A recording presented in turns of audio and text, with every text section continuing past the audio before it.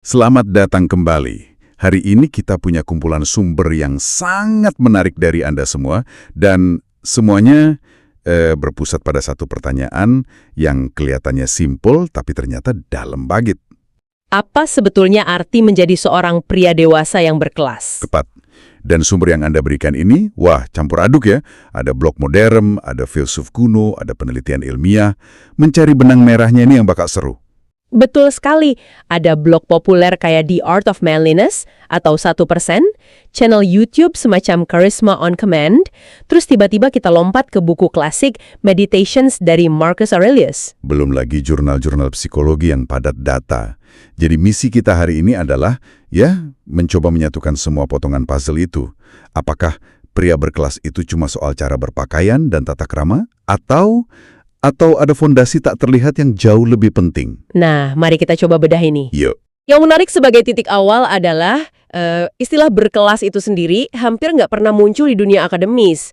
Para peneliti kan nggak mengukur kelas ya kan? Oh, iya juga ya. Jadi, sumber-sumber ilmiah yang Anda berikan itu pada dasarnya menerjemahkan konsep ini jadi sesuatu yang lebih konkret, lebih bisa diukur. Hal-hal seperti misalnya kematangan emosi, lalu maskulinitas positif, dan kecerdasan sosial. Oke. Jadi, pembahasan kita kali ini akan jadi semacam penerjemahan. Gimana kebijaksanaan kuno dan tips-tips modern ini sejalan atau mungkin malah bertentangan dengan temuan psikologi masa kini. Oke. Kalau gitu, ayo kita mulai dari fondasinya. Dari semua sumber yang saya baca, baik itu blog atau buku filsafat, kayaknya semua nunjuk ke satu titik awal yang sama. Penguasaan diri. Kemampuan untuk tetap tenang di tengah badai, gitu. Tapi saya jadi mikir, di mana ya batas antara penguasaan diri ala stoik dengan, katakanlah, represi emosi yang justru nggak sehat? Nah, Soalnya kan banyak sumber psikologi modern bilang, kita jangan menekan emosi. Apa sumber-sumber ini sebenarnya bertentangan? pertanyaan yang krusial banget. Dan jawabannya adalah mereka sama sekali nggak bertentangan. Justru mereka saling melengkapi. Oh, oke. Represi emosi itu kan kayak kita nekan bola pantai ke dalam air. Cepat atau lambat, bola itu bakal meledak keluar dengan kekuatan yang lebih besar dan nggak terkendali. Itulah ledakan amarah. Betul. Nah, penguasaan diri atau yang disebut jurnal psikologi sebagai kematangan emosi, itu bukan soal nggak merasakan apa-apa. Ini soal merasakan emosinya, marah, kecewa, cemas, tapi nggak membiarkan emosi itu jadi pilot yang ngemudiin tindakan Anda. Jadi ada jeda antara merasakan sesuatu dan bertindak atas perasaan itu. Tepat. Salah satu jurnal psikologi dari Indonesia yang Anda sertakan, itu ngebahas hubungan antara kematangan emosi dengan kontrol diri. Intinya persis kayak gitu, pria yang matang itu nggak reaktif, mereka responsif. Tepat sekali. Dan konsep jeda ini membawa kita langsung ke jantung filosofi stoicisme yang Anda sebutkan tadi. Marcus Aurelius dan Seneca ribuan tahun lalu pada dasarnya ngasih resep untuk menciptakan jeda itu. Gimana caranya? Resepnya adalah dengan secara sadar memisahkan apa yang bisa Anda kendalikan dari apa yang nggak bisa. Anda kan nggak bisa mengendalikan macet, cuaca, atau omongan orang lain. Iya, betul. Sumber ketenangan sejati yang berwibawa. Bukan karena nggak peduli, tapi karena memilih fokus pada apa yang penting. Karakter dan tindakan Anda. Jadi, kalau kita ambil contoh nyata ya, katakanlah Anda baru selesai presentasi penting, terus ada kolega ngasih kritik pedas di depan semua orang. Oke? Respons reaktif itu kan langsung, wah, nggak gitu maksud saya, atau langsung membela diri, nyalain orang. Persis, itu emosi yang ngambil alih kemudi. Sementara respon yang terukur, yang datang dari kematangan emosi, itu adalah ambil napas dulu, ciptain jeda itu, lalu mungkin bilang, oke, makasih masukannya, nanti saya coba pikirkan lagi. Jadi Anda mengakui kritiknya tanpa harus langsung setuju atau menolaknya secara emosional. Betul, Anda tetap pegang kendali. Salah satu teks Anda bahkan bikin perbandingan bagus. Pria nggak matang itu reaktif dan agresif, sementara pria dewasa itu responsif dan terukur. Ini bukan kelemahan loh, ini kekuatan super di dunia yang makin reaktif ini. Oke. Ini menarik banget. Jadi, fondasinya adalah ketenangan batin yang dibangun dari dalam. Tapi, gimana kita tahu seseorang punya fondasi itu? Kan nggak kelihatan. Betul. Apa kita harus nunggu orang itu kejebak macet parah dulu buat lihat reaksinya? Atau ada petunjuk lain yang lebih halus di interaksi sehari-hari? Nah, Itu jembatan yang pas banget ke bagian kedua dari puzzle kita. Ketenangan internal itu akan selalu bocor keluar dalam bentuk perilaku eksternal. Dan manifestasi utamanya adalah apa yang kita sebut etiket. Tapi kita harus mendefinisikan ulang etiket di sini. Ya, saya setuju. Soalnya, terus terang, dulu saya mikir etiket itu ya soal aturan kaku, garpu mana yang dipakai, cara megang gelas, hal-hal yang justru sering bikin orang lain nggak nyaman. Sama sekali bukan itu. Aturan garpu itu level 1 dari 100. Inti dari etiket sejati, menurut semua sumber ini, cuma satu prinsip, Mas.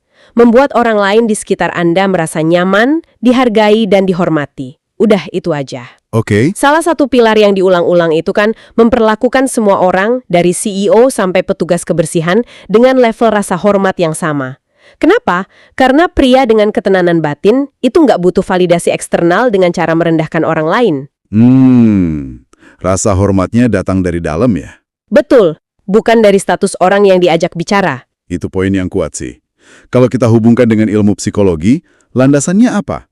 Apakah ini cuma sekedar, ya bersikap baik? Jauh lebih dari itu. Sumber Anda dari Journal of Applied Social Psychology menyebut kemampuan ini sebagai kecerdasan sosial. Kecerdasan sosial. Ini bukan kepura-puraan, ini adalah kemampuan untuk membaca ruangan, paham sinyal-sinyal sosial nonverbal, dan berperilaku dengan cara yang membangun jembatan bukan tembok. Contohnya? Mengingat nama orang, mendengarkan tanpa nyela cuma buat nyiapin jawaban, ngasih pujian yang tulus, semua itu adalah data yang nunjukin kecerdasan sosial yang tinggi. Dan secara harfiah, penelitian nunjukin ini bisa ningkatin pengaruh dan status sosial seseorang. Wow. Karena orang secara alami kan tertarik sama mereka yang bikin mereka merasa nyaman dan dihargai. Jadi etiket itu bukan soal aturan, tapi soal empati yang aktif. Saya suka definisi dari salah satu esai klasik yang Anda berikan, dari Cardinal Newman. Dia bilang, seorang gentleman itu seseorang yang tidak pernah menyakiti orang lain secara sengaja. Simple tapi kena banget ya. Banget. Mencakup segalanya. Tepat. Ini bukan soal nggak pernah bikin salah, tapi soal niat. Niat Anda itu untuk membuat interaksi jadi lebih baik, atau setidaknya nggak lebih buruk. Nah, inilah manifestasi luar dari ketenangan batin yang kita bahas tadi. Tunggu sebentar, saya ngerasa kita mulai nemuin sesuatu di sini. Kita udah bahas ketenangan internal dari stoiksisme, terus rasa hormat eksternal yang diwujudkan dalam etiket. Tapi, sekilas ini rasanya kayak dua hal yang kepisah. Satu buat jaga kewarasan diri sendiri, satu lagi buat interaksi sama orang lain. Apa ada benang merah yang ngatuin keduanya? Soalnya kalau enggak, bisa aja kan orang kelihatan tenang tapi sebenarnya egois, atau sopan banget di luar tapi niatnya buruk. Dan Anda baru saja menemukan inti dari segalanya. Perekat yang mengikat dunia internal dan eksternal itu. Apa itu? Semua sumber, dari yang paling kuno sampai yang paling modern, pada akhirnya bermuara pada satu konsep ini. Integritas. Apa yang Anda lakukan saat nggak ada seorang pun yang lihat. Tanpa integritas, penguasaan diri cuma jadi sikap dingin. Dan etiket cuma jadi topeng manipulasi. Nah, ini dia bagian yang paling nonjok buat saya. Stephen Covey di The 7 Habits of Highly Effective People, buku yang juga ada di daftar Anda, membedakannya dengan tajam banget. Iya. Dia misahin antara etika karakter dengan etika kepribadian. Etika kepribadian itu polesan luar. Teknik komunikasi, cara senyum, baju bagus. Itu bisa dipelajarin cepat. Betul. Tapi etika karakter, nah, itu fondasinya. Integritas, kerendahan hati, keadilan. Semua sumber ini negasin kalau pria berkelas sejati itu dibangun dari dalam keluar, bukan sebaliknya. Betul sekali. Analoginya tuh kayak bangun rumah. Etika kepribadian itu cat yang indah, furnitur yang mahal. Etika karakter itu fondasi betonnya yang kokoh.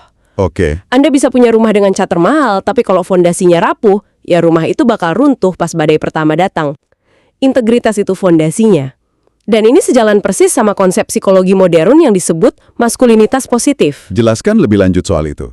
Apa hubungannya sama integritas? Jurnal dari American Psychological Association yang Anda sertakan itu ngebahas ini. Selama puluhan tahun kan, studi soal maskulinitas itu fokus ke sisi negatifnya. Agresi, dominasi, represi emosi. Iya, seringnya gitu ya. Tapi studi yang lebih baru soal maskulinitas positif ini nanya, kualitas maskulin apa sih yang paling sehat secara psikologis dan paling dihargai secara sosial? Jawabannya bukan kekuatan fisik atau kekuasaan. Jawabannya konsisten. Apa itu? Tanggung jawab, altruisme, dan di atas segalanya, integritas. Pria yang paling dihormati adalah pria yang bisa dipegang kata-katanya, yang konsisten antara nilai dan tindakan. Salah satu blog Anda merangkum integritas dengan kalimat yang simpel tapi kuat banget. Mengatakan apa yang Anda lakukan dan melakukan apa yang Anda katakan. Nah, itu dia. Ini bukan soal kesempurnaan, tapi soal konsistensi. Kalau janji mau nelpon, ya nelpon. Kalau bilang kerjaan selesai hari Jumat, ya selesaikan. Kalau bikin salah, ya ngaku, bukan cari kambing hitam. Dan itulah yang membangun kepercayaan. Kepercayaan itu kan mata uang tertinggi dalam semua hubungan, personal maupun profesional.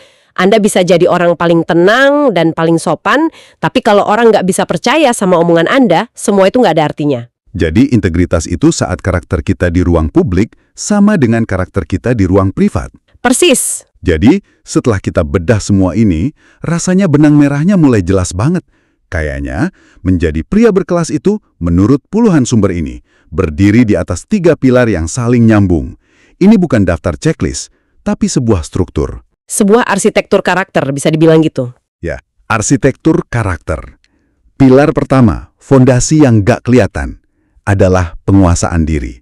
Kemampuan untuk tetap tenang dan logis, yang akarnya dari stoicisme, dan divalidasi sama psikologi modern. Lalu pilar kedua yang kelihatan dari luar adalah etiket. Tapi bukan etiket sebagai aturan kaku ya, melainkan sebagai manifestasi dari kecerdasan sosial. Betul. Kemampuan aktif untuk memperlakukan semua orang dengan hormat dan empati. Iya. Dan yang terakhir, pilar utama yang nopang semuanya adalah integritas. Punya karakter kokoh, di mana perkataan dan perbuatan itu selaras. Yang oleh psikologi modern diakui sebagai inti dari maskulinitas yang sehat. Yang paling luar biasa buat saya adalah gimana ajaran stoicisme yang umurnya 2000 tahun, penelitian psikologi abad 21, dan panduan praktis dari blog sekarang, semuanya kayak mendaki gunung yang sama dari sisi yang beda. Dan ketemunya di puncak yang sama ya. Betul, mereka cuma pakai bahasa yang beda untuk menjelasin satu kebenaran universal tentang karakter, ketenangan, rasa hormat, dan kejujuran. Itu nggak akan pernah ketinggalan zaman. Tepat sekali. Ini juga ngejelasin kalau menjadi berkelas itu sama sekali nggak ada hubungannya dengan status sosial, jumlah uang di rekening, atau merek baju yang Anda pakai. Itu semua cuma aksesori. Intinya adalah sebuah keahlian yang dibangun dari dalam. Sebuah proyek pengembangan karakter yang nggak pernah selesai. Dan ini mungkin membawa kita pada satu pemikiran terakhir untuk Anda renungkan. Kalau kita terima kesimpulan dari semua sumber ini, bahwa kelas itu bukan sesuatu yang Anda punya dari lahir, melainkan hasil dari kebiasaan, disiplin, dan ribuan pilihan kecil setiap hari. Sebuah proses membangun ya, bukan sesuatu yang statis. Tepat. Maka pertanyaannya mungkin perlu kita balik. Bukan lagi gimana caranya saya bisa jadi pria berkelas. Seolah-olah itu tujuan akhir yang jauh di sana. Terus, mungkin pertanyaan yang lebih berguna adalah, tindakan kecil apa, kebiasaan apa yang bisa saya mulai hari ini untuk membangun karakter yang akan saya banggakan di masa depan? Mungkin sesimpel memilih untuk dengerin tanpa nyela di rapat berikutnya, atau nepatin janji kecil ke teman. Atau mungkin cuma narik nafas dalam-dalam sebelum balas email yang provokatif. Karena dari pilihan-pilihan kecil itulah, sebuah karakter yang kokoh dan berkelas dibangun.